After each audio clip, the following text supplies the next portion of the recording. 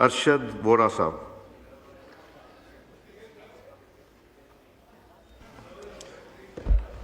औज़ु बिल्लाहि मिनश शैतानिर रजीम, बिस्मिल्लाहिर रहमानिर रहीम। Thank you mister speaker. सबसे पहले तो मैं कल जो दो वाक़यात हुए हैं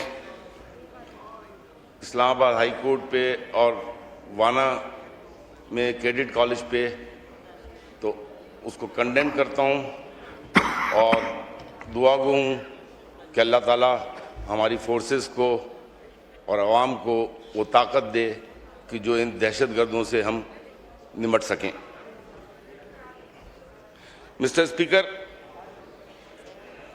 यहाँ हम बात कर रहे हैं 27th अमेंडमेंट की, और जैसा कि हम सब के इल्म में है कि कॉन्स्टिट्यूशन ऑफ पाकिस्तान 73 में जब ये पेश किया गया था तो उसके बाद जुल्फ़िकार अली भुट्टो साहब के दौर में भी कई अमेंडमेंट्स हुई थी, क्योंकि ये कंटिन्यूस प्रोसेस है। और अभी मेरे दोस्त ने अभी यही कहा कि 26वीं तरमीम में कुछ चीज़ें अगर गलत थीं तो 27वीं तरमीम में उसको सही करने जा रहे हैं।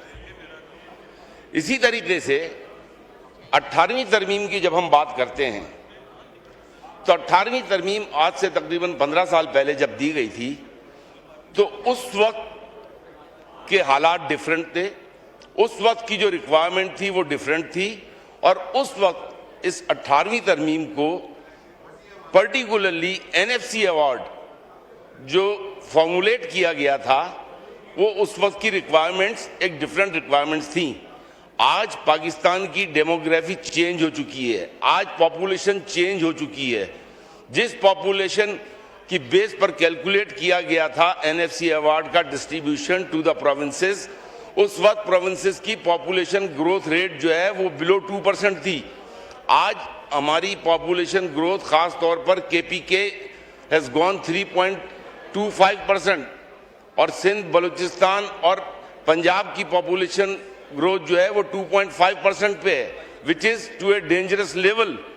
तो आज वफाक जो है अफोर्ड नहीं कर सकता उस तरीके से डिस्ट्रीब्यूशन करने को जो फॉर्मूला आज से 15 साल पहले फॉर्मुलेट किया गया था। तो it needs to be readdressed sir. अब आ जाएं 27th अमेंडमेंट की हम बात करते हैं। 27th अमेंडमेंट में मुत्तहदा कौमी मूवमेंट ने जिस वक्त इलेक्शन के फौरी बाद ये गवर्नमेंट बनाने की बात हो रही थी तो गवर्नमेंट का साथ देने के लिए सिर्फ एक शर्त रखी थी, और वो शर्त ये थी कि आर्टिकल 140A को, जो कि empowerment for the people of Pakistan है, निचली सतह तक अवाम को इख्तियार देता है, उस निचली सतह तक इख्तियार को डिवॉल्व किया जाए, पावर को डिवॉल्व किया जाए। बट अनफॉर्चुनेटली आज 15 साल होने के बाद इंस्टेड ऑफ डिवॉल्विंग द पावर, यहाँ पे पावर एक्यूमुलेशन हुई है। पावर एक्यूमुलेट करके कोई निचली सतह तक किसी को इख्तियार नहीं दिया गया।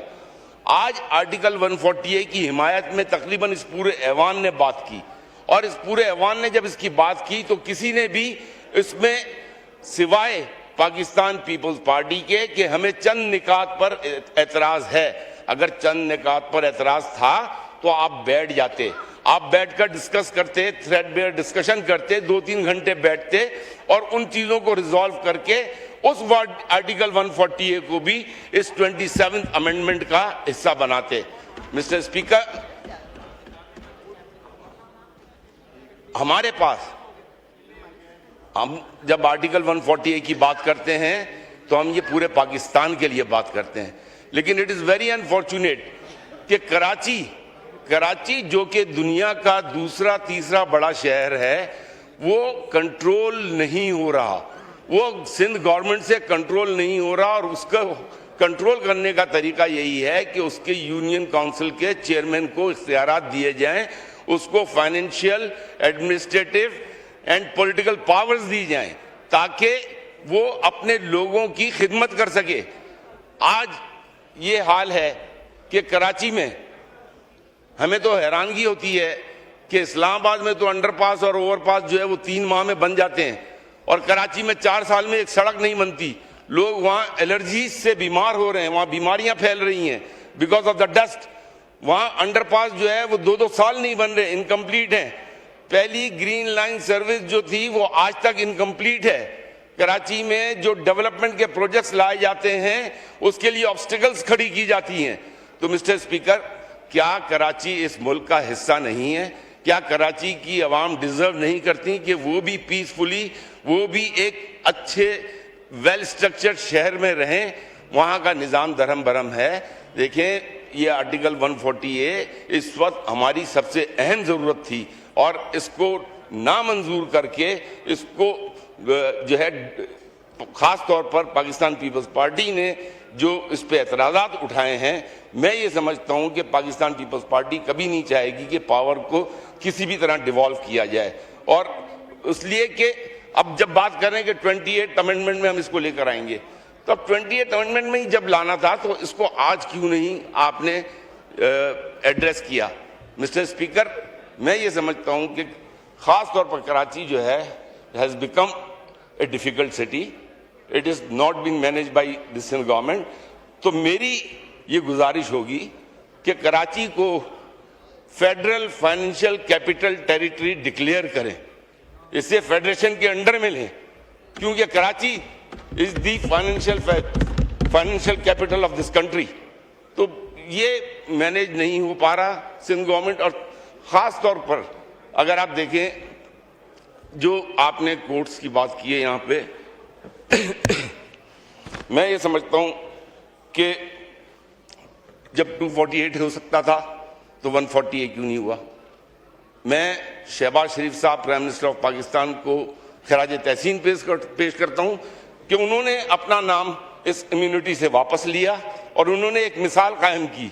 मैं ये समझता हूँ कि यहाँ पर जो अमेंडमेंट्स की ज़रूरत होती है वो इसलिए होती है कि आप आवाम को फैसिलिटेट करने जा रहे हैं, आप आवाम के लिए सहूलतें देने के लिए कानून बना रहे हैं, ना कि किसी को इम्यूनिटी देने के लिए। तो मेरी यही गुजारिश होगी कि किसी भी तरीके से आर्टिकल 140A को जो है वो 28 अमेंडमेंट में लाना है, तो उसके लिए फिर जल्दी उसको एड्रेस किया जाना चाहिए, या अब भी वक्त है और उसे किसी तरीके से जो है इस 27 अमेंडमेंट का हिस्सा बनाना चाहिए। Thank you mister speaker.